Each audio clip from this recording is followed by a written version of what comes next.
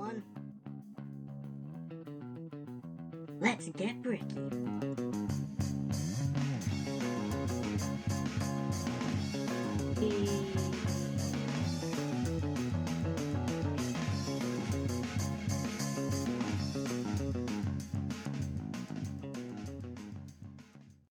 Hey everyone, I'm Lang MacGyver, and welcome to another awesome, fun LEGO build for all of you guys. I've been really excited about a lot of these I've been doing lately, and I can't wait to show you guys how I made them. That way you can build them yourselves or use them as inspiration for your own creation. So, without further ado, we'll just head right on in.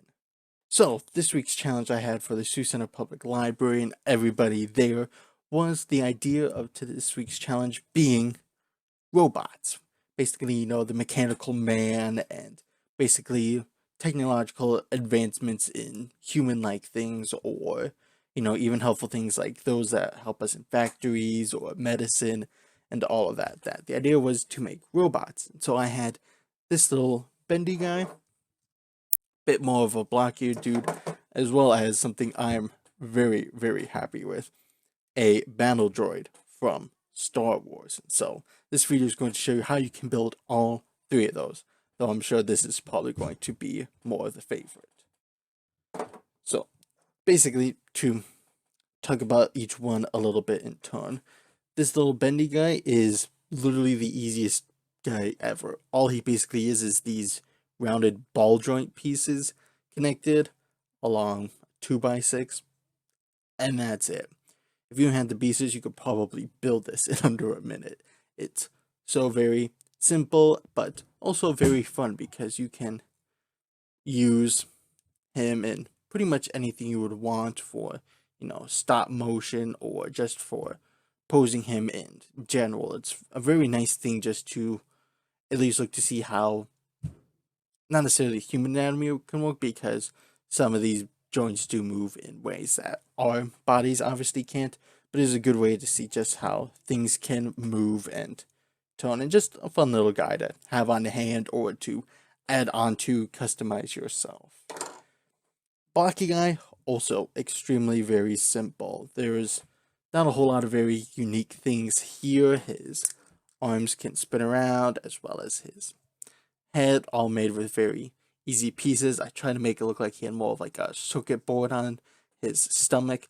His legs do move a little bit. I wasn't trying to focus on making the legs move too much, but you will see that from, yeah, around his waist area and looking at his underside, that in order for me to connect them, that I used this series of having flat pieces brushed up against each other to keep a nice uniform look, as well as pushing against each other, so that way these leg pieces weren't able to unclutch, being the term, and then be able to fall out. So very, very simple here. Even for his arms, I have three 2x6 plates connected together. You can easily use 2x6 bricks. It's the same thing. But nice, fun little guy, more of like the iconic, vintage looking idea of aliens for space and everything that you would see in like the old movies from the 60s or 70s and such like that. But of course, obviously, the one people are going to look at the most is the battle droid. And one of the reasons why he here is light gray and yellow is, one, all of my tan pieces are pretty much being used for something else, as well as the amount that I had for these pieces in that color. I wasn't going to be able to look all uniform, whereas I knew I could do it in the light gray. But I also wanted to do yellow for the chest because I wanted to make it unique, as well as, depending on how it was built, because I didn't know at the time, give it a little more pizzazz. So technically, I believe this would be a commander battle droid, or battle droid commander. Because of his yellow piece, it means he has a different rank in the Star Wars universe, if you care. But there went his arm. But yeah, this guy almost looks exactly like the photo. I'm sure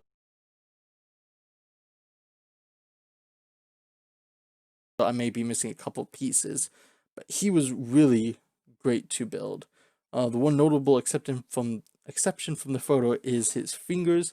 I have as the little wrenches, whereas in the photo it is using these new little like robot guys. I don't know what they're called. But I didn't have enough of them to go around for the whole guy. But he really did turn out very well. All of his joints are pretty much posable. You can bend at the waist, the knee, ankle, shoulder, pretty much at what would be the elbow, the wrist, and the fingers.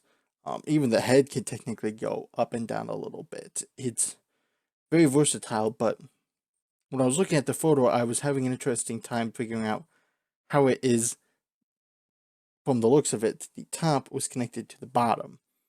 And yeah, the way it's built is actually in two separate pieces, large pieces. This is basically the arms and chest as one, and then the head, spine, and legs as another one, because, at least in the way that I made it, the only way those two are connecting are these 2x3 pieces there. And technically, it is going from something that is 7 studs wide to something that is 5 studs wide. So technically, it's not even a legal or valid connection. To where, if I were to disconnect them, you have 2 separate pieces. And that's all that's holding them on, is 2 studs worth of connection that you can then push back on. And apparently his arm does not want to stay on. But that is fine. But I really love the look of him. I think it looks like the iconic Battle Droid. I think it's very cool. The weapon as well, I thought looked very similar to that is in the movies and the games. And even in the file, there isn't LDD file. There isn't that much wrong. For the first two, there's nothing wrong with them. For this one, obviously, the top and the bottom are in 2 separate pieces there. I also have the gun separate because if you were to look at the connection there, it is this 1x2 like ratcheted connector piece, and it is connected to this 1x1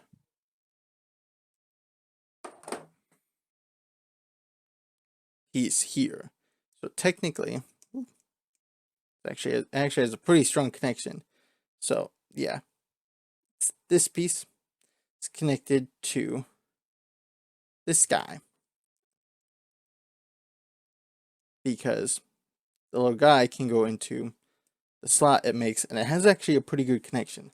However, LDD does not view that as a actual legal connection point, so it is obviously separate in the file and why it looks a bit weird. But yeah, I love the way it turned out. I hope you guys really like it.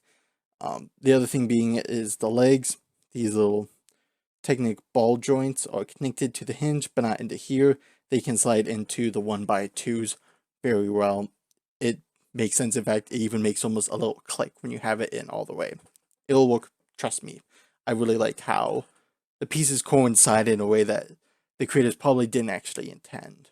So go ahead, go through those LDD files, build these robots, and then we'll end off the video.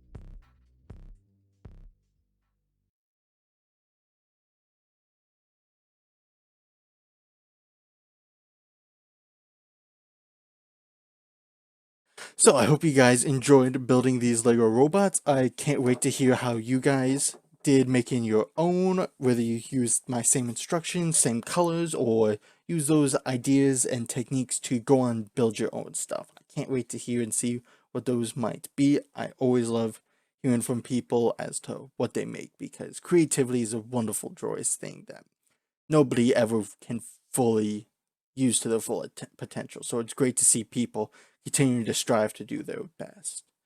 But anyways, that was going to do it for today. So to all of you master builders out there, I have been Lego Giver. Hope you guys stay bricky, keep building, stay healthy and safe, and I get to see all you guys next time.